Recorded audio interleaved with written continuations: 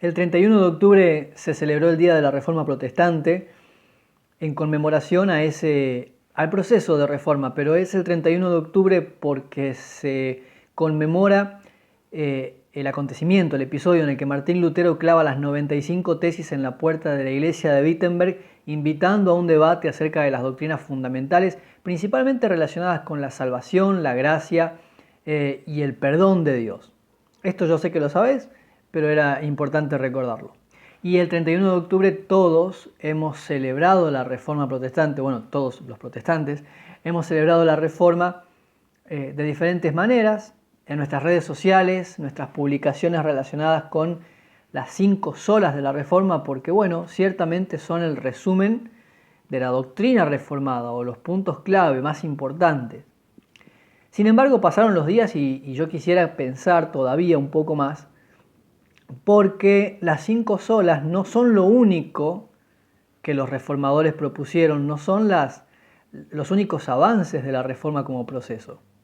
Hay 3 cosas más que yo quisiera que pensemos y que no olvidemos nunca relacionadas con la reforma.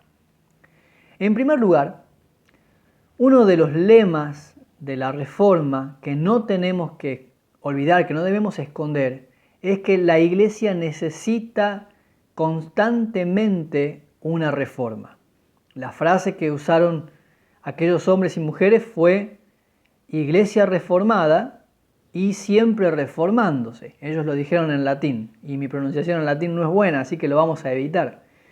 Pero la idea estaba clara. Ellos entendieron que estaban iniciando un proceso, pero el proceso no está terminado. Y creer que la reforma fue eso que ocurrió y que ya no necesita la iglesia continuar con una reforma es un error. Un error que si Martín Lutero, Calvino, Zwinglio, Knox y demás se levantaran hoy de sus tumbas y nos visitaran, seguramente nos dirían que no debemos descuidar la reforma. ¿Y qué es la reforma? Es evaluar nuestra doctrina, nuestras creencias y nuestra forma de ser iglesia a la luz de la palabra. Y hacerlo con frecuencia, hacerlo constantemente, volver todo el tiempo a la Escritura para revisar nuestro presente, nuestro pasado y nuestro futuro y saber si la iglesia que somos es la iglesia que Dios quiere que seamos. Si el evangelio que predicamos es el evangelio que Dios quiere que prediquemos. Si estamos contextualizando, si estamos siendo influencia, si estamos siendo la expresión del reino de Dios en nuestra comunidad. La iglesia comenzó un proceso de reforma y en lo personal creo que en una buena medida lo abandonó. Nos queda la pregunta para nosotros. ¿Solemos mantenernos en el espíritu reformador? ¿Es frecuente al final de cada año o en un periodo de 5 años? ¿Es frecuente revisar nuestros estatutos, nuestras doctrinas, nuestras prácticas a la luz de la palabra, hacer concilios, tener asambleas y debatir acerca de qué es lo que hemos creído, qué creemos y qué vamos a predicar a partir de ahora o cómo va a continuar nuestra predicación? Por supuesto, el Evangelio, la encarnación de Cristo, la autoridad de la palabra, las 5 solas, solo la gracia, solo la fe, no se negocian, está clarísimo. Pero sí hay otras cosas que debemos revisar.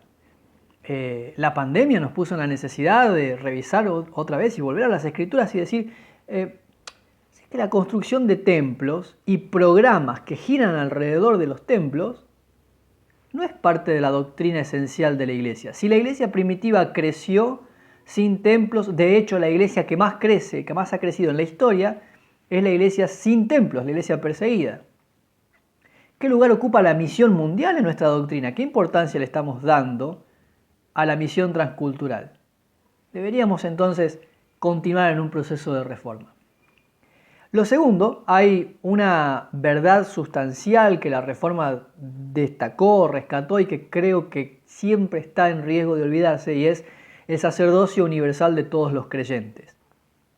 De esto habría que charlar mucho más, por supuesto, pero básicamente consiste en reconocer que el Nuevo Testamento enseña que todo cristiano es un sacerdote para Dios por medio de Jesucristo, que es el sumo sacerdote. Es el altar, es el sacrificio, es la ofrenda.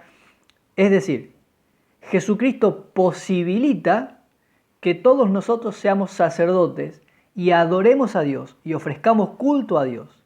ya no en un templo y por medio de un programa o de sistemas, sino en todo lo que hacemos. Cuidado, no significa que tengo el permiso, que puedo dejar de congregarme, que ahora mi vida espiritual es en mi casa, yo adoro a Dios como yo siento, porque eso estaría en colisión, ya que es una palabra que ha sonado últimamente en las noticias, estaría chocando con otros principios de la Biblia, la importancia de congregarnos y de pertenecer a una familia de fe y de tener líderes que nos pastoreen y demás. Pero sí, el otro extremo es mantener esta división de clero-laicos, una división que el Nuevo Testamento no enseña.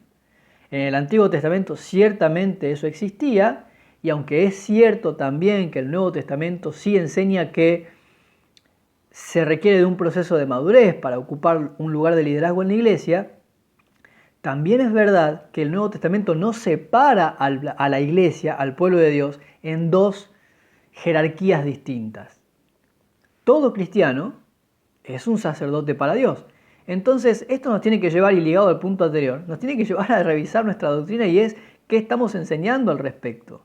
¿Será que todavía seguimos transmitiéndole a la iglesia la idea de que hay un grupo que está capacitado, llamado por Dios, preparado, porque se ha formado, son ellos los encargados de interpretar y de predicar la Escritura y el resto tiene que escuchar lo que este grupo enseña? ¿O hemos entendido que cada creyente puede y debe interpretar la Escritura de forma privada? Todo cristiano debe tomar su Biblia e interpretarla, leerla, apropiarse de ella. El sacerdocio universal de todos los creyentes, insisto, es un tema en el cual deberíamos profundizar y no tenemos el espacio, pero yo creo personalmente que es una doctrina que constantemente corre riesgo. Incluso en nuestros ambientes evangélicos todavía corre el riesgo de que nos olvidemos de que esto es así. Todos los creyentes son sacerdotes para Dios el Padre. Y en tercer lugar, una de las cosas importantes que me parece destacar es que la Reforma fue una mirada interna, una mirada hacia la iglesia, desde la iglesia. La Reforma no fue un movimiento cultural, no fue un movimiento político, ni social, ni económico. Que trajo impactos en esas áreas, está claro. Pero la Reforma fue inicialmente y sustancialmente una mirada hacia la iglesia por parte de la iglesia, no del Estado, ni de ninguna otra organización o institución. Y algo más. Lutero no se hizo protestante para luego ser crítico de la Iglesia Católica o del catolicismo como sistema. Lutero fue crítico para con la iglesia de la cual él era parte. Él era un monje católico siendo crítico hacia el catolicismo. No nos tenemos que olvidar de eso, porque a veces entendemos que la reforma protestante es ser protestantes para ser críticos con el catolicismo. Y en realidad la invitación es a mirarnos a nosotros. Yo entiendo que hay cosas que otras instituciones, religiones o doctrinas, o como lo quieras llamar, predican mal, practican mal, creen mal, pero nosotros también. Y así como a veces nos parece extraño cuando leemos la Biblia y decimos, ¿cómo puede ser que no se den cuenta cuando hay pasajes tan claros que enseñan que eso no está bien? Cuando nos miramos a nosotros mismos, nos pasa lo mismo. Hay pasajes en la Escritura que enseñan que hay cosas que no deberíamos estar haciendo, o hay cosas que deberíamos estar haciendo, y están claras en la palabra, pero no las vemos porque estamos aferrados a nuestras tradiciones y nuestras doctrinas. Y esta semana compartíamos en nuestra congregación el Evangelio de Marcos capítulo 7, en el que Jesús confronta a los fariseos y dice, ustedes invalidan el mandamiento, lo vacían de contenido a causa de la tradición que tienen, y transmiten la tradición y no el mandamiento. Todos. Esto es una convicción personal. Iglesias ortodoxas, tradicionales, iglesias carismáticas, si sos de la iglesia pentecostal o de la iglesia bautista, todos tenemos la tentación de transmitir tradiciones que hemos heredado y que a veces no están en la palabra. Por eso la invitación de la Reforma es no a mirar a ellos, sino a mirarnos a nosotros mismos. Yo creo que eso no deberíamos olvidarnos. Así que ahora que se cumplieron 505 años de la Reforma Protestante, y ya que hemos celebrado las 5 solas y el Día de las Iglesias Evangélicas y demás, a mí me gustaría invitarte a pensar en estas 3 cosas. También son valores de la Reforma y quisiera que no los olvides. Gracias por estar de ese lado. Te invito a seguirme en las redes sociales. Acá abajo en la descripción del video tenés todas las formas en las que podés comunicarte con nosotros y tenemos más material para poner a tu disposición. Así que podés buscarnos, escribirnos. Estamos para ayudarte. Que el Señor te bendiga.